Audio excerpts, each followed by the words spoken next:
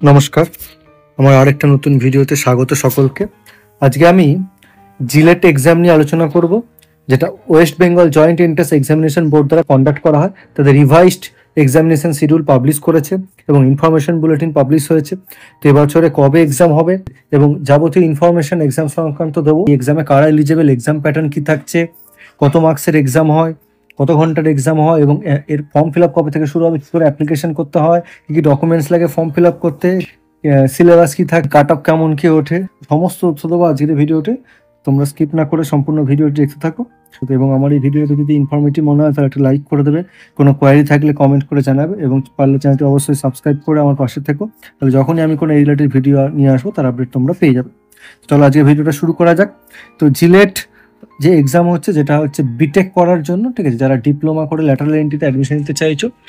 Generally B Tech হয় 4 বছরের course, ঠিক আছে। তোমরা যদি ল্যাটারাল এন্ট্রিতে অ্যাডমিশন অর্থাৎ সেকেন্ড ইয়ার থার্ড সেমিস্টার, তাহলে তোমাদের সেটা 3 বছরের কোর্স করে তোমরা ডাইরেক্ট বিটেক অ্যাডমিশন নিতে পারো। বিটেকে বিভিন্ন রকম ব্রাঞ্চেস আছে, কোর্সেস আছে, সেগুলোতে তোমরা অ্যাডমিশন নিতে পারো। তো তার জন্য কি করতে হবে, তার জন্য জিলেট এক্সামটা দিতে হবে। জিলেট এক্সাম দিয়ে তোমরা গভর্নমেন্ট বা প্রাইভেট ম্যাকআউটের আন্ডারে যে ইউনিভার্সিটিগুলো বা ইনস্টিটিউটগুলো আছে সেখানে অ্যাডমিশন নিতে পারবে, বা তোমরা প্রাইভেট ইউনিভার্সিটি অ্যাডমিশন নিতে পারবে জিলেটের র্যাঙ্কের থ্রুতে। আচ্ছা, তাহলে এই জিলেট এক্সামটা এবারে ফর্ম ফিল আপ কবে থেকে শুরু হচ্ছে? ফর্ম ফিল আপ শুরু হচ্ছে কিন্তু 9 সেপ্টেম্বর থেকে। 9 সেপ্টেম্বর থেকে শুরু হচ্ছে এবং এর অ্যাপ্লিকেশন চলবে 17 সেপ্টেম্বর পর্যন্ত। তো এর জন্য কারেকশন করা যাবে 19 আর 20, ঠিক আছে, সেপ্টেম্বর কারেকশন করা যাবে, কিন্তু সব কিছু কিন্তু ডিটেলস কারেকশন করা যাবে না। কী কী কারেকশন করা যাবে আমি সেগুলো আসছি ভিডিওতে ডিসকাস করছি। আচ্ছা, অ্যাডমিট কার্ড ডাউনলোড করা যাবে 10 তারিখ থেকে 18 তারিখ পর্যন্ত, এবং 18 তারিখে আছে এক্সাম। 18 অক্টোবর কিন্তু এক্সাম রয়েছে, স্যাটারডে হয়েছে এক্সামটা, স্যাটারডে পড়েছে, যেটা টাইম থাকছে 11টা থেকে 1টা, অর্থাৎ 2 ঘন্টার হচ্ছে পরীক্ষা। তো এর অ্যাপ্লিকেশন অনলাইনে করতে হবে। আমি অ্যাপ্লিকেশনের জন্য যে অফিসিয়াল ওয়েবসাইটের লিঙ্ক আমি ডেসক্রিপশন দিয়ে দেবো, তোমরা ডাইরেক্ট সেটায় ক্লিক করে তোমরা ফর্ম ফিল আপ করতে পারো। ফর্ম ফিল আপ জবে থেকে স্টার্ট হবে, ঠিক আছে, আমি যেটা অলরেডি ডিসকাস করলাম, ঠিক আছে। 19 সেপ্টেম্বর থেকে ফর্ম ফিল আপ স্টার্ট হবে। তো ম্যান্ডেটারি যে ফিল্ডগুলো আছে সেগুলো কিন্তু অবশ্যই ফিল আপ করতে হবে, ঠিক আছে। নাম, father's name, mother's name, state of birth, ঠিক আছে, ডোমিসাইল, এগুলো ফিল আপ করতে হবে। এগুলো কিন্তু পরে মডিফাই চেঞ্জ করা যাবে না, যখন এডিট করা যাবে তখন এই ডিটেলসগুলো করা যাবে না।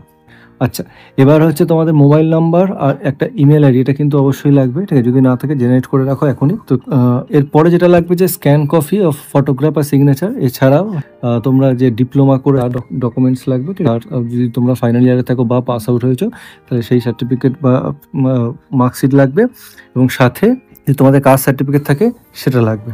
অ্যাপ্লিকেশন ফি কত থাকছে? অ্যাপ্লিকেশন ফি থাকছে জেনারেল, যদি তোমরা ক্যাটাগরি আন্ডার হও, ছেলেদের জন্য থাকছে 500 টাকা, আর মেয়েদের জন্য 100 টাকা কম, 400 টাকা থাকছে। থার্ড জেন্ডার হলে 300 টাকা থাকছে।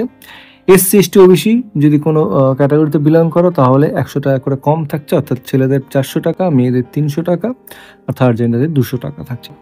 এই কোশ্চেন পেপারের প্যাটার্ন কি থাকছে? তো কোশ্চেন পেপারের প্যাটার্ন কিন্তু অনলাইন যখন অ্যাপ্লিকেশন করবে তখন কিন্তু চুজ করতে হবে, ঠিক আছে। ডিপ্লোমা ইন ইঞ্জিনিয়ারিং বা টেকনোলজির জন্য একরকম কোশ্চেন হবে, মানে যারা ডিপ্লোমা করে বিটেক করতে যাচ্ছ, যারা ফার্মেসি করেছো ডিপ্লোমা, তাদের জন্য একরকম কোশ্চেন হবে। বিএসসিদের জন্য একরকম কোশ্চেন, তোমরা ভোকেশনাল কোর্স করে থাকলে ডিপ্লোমা বা বিটেকে, তার জন্য কিন্তু ডিপ্লোমা বা ব্যাচেলারে, তার জন্য কিন্তু আলাদা রকম কোশ্চেন হবে। তাহলে তোমাদের কিন্তু সিলেক্ট করতে হবে যে তোমরা কি কোর্স করেছো, মানে কি কোর্স করছো বা তোমরা পাস আউট হয়েছো। এবার দুটো সেপারেট পেপার হবে। পেপার 1 যেটা থাকছে diploma in engineering technology, BSc DVoc আর বিভকের জন্য, আর পেপার 2 থাকছে ফার্মেসির জন্য। অর্থাৎ ফার্মেসিতে যদি তোমরা ডিপ্লোমা করে থাকো তাহলে তোমরা ডিফার্ম করে বিফার্ম করতে পারো, তার জন্য আলাদা কোশ্চেন পেপার, আর বাকি টেকনোলজি বা ইঞ্জিনিয়ারিং কোর্সের জন্য কিন্তু আলাদা কোশ্চেন পেপার। আচ্ছা, এবার যেটা পেপার 1 যেটা বললাম, ঠিক আছে, যেটা ইঞ্জিনিয়ারিং টেকনোলজির জন্য, যেখানে আমাদের টোটাল কিন্তু 100টা কোশ্চেন থাকবে, টোটাল পরীক্ষা হবে 120 নম্বরে। এর প্যাটার্ন কি থাকছে? ম্যাথামেটিক্স থেকে থাকছে টোটাল 30টা কোশ্চেন, ক্যাটাগরি 1 যেটা নেগেটিভ মার্কিং আছে 25%, অর্থাৎ -1/4। ক্যাটাগরি 2 যেটা 2 নাম্বার করে থাকে, কোনো নেগেটিভ মার্কিং থাকে না, তাহলে টোটাল 40টা কোশ্চেন, 50 নাম্বার থাকছে। তো ম্যাথামেটিক্সে কিন্তু অনেক বেশি নাম্বার থাকছে, ঠিক আছে, ওইটা অনেক বেশি। ফিজিক্স থেকে থাকছে টোটাল ক্যাটাগরি এনে 25টা, আর ক্যাটাগরি 2 5টা কোশ্চেন, টোটাল 30টা কোশ্চেন, 35 মার্ক। আর কেমিস্ট্রি থেকে থাকছে 15টা, ক্যাটাগরি 1, ক্যাটাগরি 2 5টা, টোটাল 20টা কোশ্চেন, 25 নাম্বার, ঠিক আছে। আর ফান্ডামেন্টাল অফ ইলেকট্রিক্যাল আর ইলেকট্রনিক্স ইঞ্জিনিয়ারিং থেকে টোটাল ক্যাটাগরি 1 10টা, তো টোটাল 100টা কোশ্চেন থাকছে 120 নম্বরের পরীক্ষা, ঠিক আছে। তাহলে মেন কিন্তু ওয়েটেজ থাকছে ম্যাথামেটিক্সে, তারপরে থাকছে ফিজিক্স, তারপরে কেমিস্ট্রি, তারপরে থাকছে ইলেকট্রিক্যাল ইলেকট্রনিক্সের বেসিক একদম ফান্ডামেন্টাল, যেটা তোমরা ডিপ্লোমাতে পড়েছো। আচ্ছা, এবার পেপার 2 যারা ফার্মেসি, সেখানে টোটাল ক্যাটাগরি 1 থেকেই থাকে 100টা কোশ্চেন, যেগুলো সব এমসিকিউ কোশ্চেন হয়, সবই কিন্তু এমসিকিউ কোশ্চেন পেপার 1 পেপার 2তে, যেটাতেও 2 ঘন্টা টাইম থাকছে। এবার সিলেবাস কি থাক, আচ্ছা এই কোশ্চেন পেপার কিন্তু সব এমসিকিউ হবে, কিন্তু ওএমআর সিটে ফিল আপ তোমাদের ওখানে যে অ্যাপ্রোপ্রিয়েট সার্কেল থাকবে সেখানে কিন্তু ডার্ক করতে হবে, ঠিক আছে, ব্ল্যাক বা ব্লু বল পয়েন্ট পেন দিয়ে। আচ্ছা, এবার আসছি সিলেবাসে। ম্যাথামেটিক্স থেকে থাকছে ম্যাট্রিক্স থাকছে আপ টু অর্ডার 3, ডিটারমিনেন্ট থাকছে up to order 3, complex number থাকছে, কোঅর্ডিনেট জিওমেট্রি থাকছে, ভেক্টর অ্যালজেব্রা থাকছে, ডিফারেন্সিয়াল ক্যালকুলাস থাকছে, অ্যাপ্লিকেশন অফ ডেরিভেটিভ থাকছে, ঠিক আছে। সাথে পার্শিয়াল ডেরিভেটিভ রয়েছে বা ডিফারেন্সিয়েশন, ইন্টিগ্রাল ক্যালকুলাস রয়েছে, অর্ডিনারি ডিফারেন্সিয়াল ইকুয়েশন রয়েছে, প্রবাবিলিটি রয়েছে।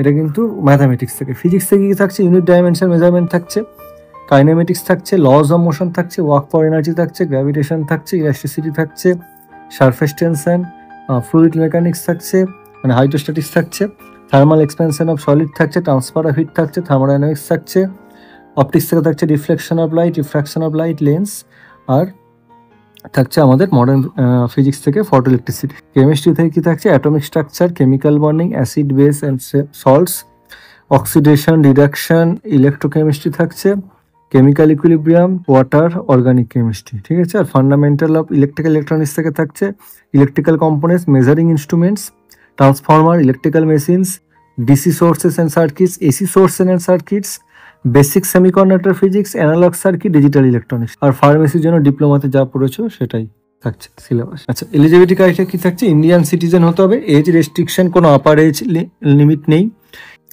কিন্তু যদি তোমরা বিএসসি বা বিভক ক্যান্ডিডেট হও তাহলে আপার এজ লিমিট রয়েছে 27 ইয়ার্স, ঠিক আছে। আর diploma holders in marine engineering এর ক্ষেত্রে আপার এজ লিমিট হচ্ছে 25 ইয়ার্স, ঠিক আছে। মানে ডিপ্লোমা যে বিভিন্ন রকম কোর্স করা যায়, যদি তোমরা মেরিন ইঞ্জিনিয়ারিং করো তার জন্য 25 ইয়ার্স হচ্ছে আপার এজ, বাকি কিন্তু কোনো এজ লিমিট নেই। আচ্ছা, এবার ডিপ্লোমা যারা ইঞ্জিনিয়ারিং বা টেকনোলজিতে করেছো, ঠিক আছে, তাদের কিন্তু মিনিমাম পার্সেন্টেজ একটা লাগবে, ঠিক আছে, যেটা হচ্ছে 45%। আর যদি তোমরা কোনো ক্যাটাগরিতে বিলং করো তাহলে 5% রিল্যাক্সেশন থাকবে, 40%। আর যারা বিএসসি করেছো তাদের জন্য সেম 45% লাগছে। তো বেশি দিন নেই এক্সামে, ভালো করে প্রিপারেশন নাও। সকলকে বেস্ট অফ লাক রইল। আশা করছি তোমাদের এক্সাম খুব ভালো হবে। আমার এই ভিডিওটি যদি ইনফরমেটিভ মনে হয় থাকে তাহলে একটি লাইক করে দিও, কোনো কোয়ারি থাকলে কমেন্ট করে জানিও, এবং পারলে চ্যানেলটি সাবস্ক্রাইব করে দিও। তাহলে যখন আমি কোনো রিলেটেড ভিডিও নিয়ে আসবো তার আপডেট তোমরা পেয়ে যাবে। ধন্যবাদ ভিডিওটি দেখার জন্য।